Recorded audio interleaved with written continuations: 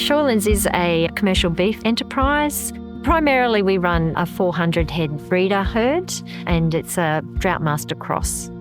It carries a great body of feed when it's looked after well. It is a fragile environment, however, you've got to get that balance between what the land can actually carry and what cattle you put on that, and adjust it accordingly to the seasons.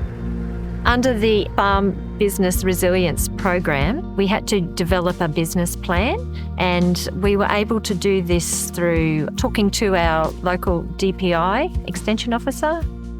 There was a workshop designed for a number of producers that we were in a group with, and we actually started the process at that workshop.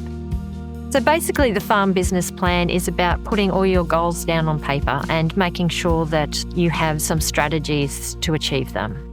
We actually needed that plan to apply for the Q-Rider Drought Preparedness Grant.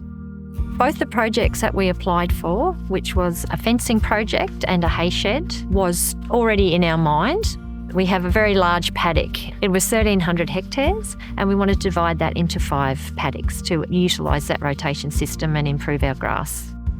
Part of that project was also upgrading our water system, so we inserted another 7 troughs and 2 storage tanks with that, and ran a lot of polypipe, about 2.5 km. The project helped us increase our carrying capacity roughly by about 10%, depending on the season.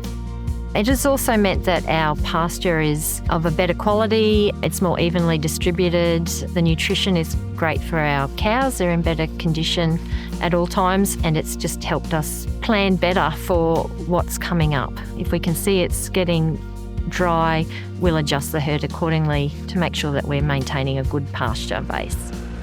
We've also been successful in getting funding for a hay shed, which is going to be a great help to our business because we'll be able to store up to 520 round bales and some dry lick so that when the dry times do hit, we'll be prepared, and hopefully we'll have stored some hay when the hay is cheaper and more plentiful.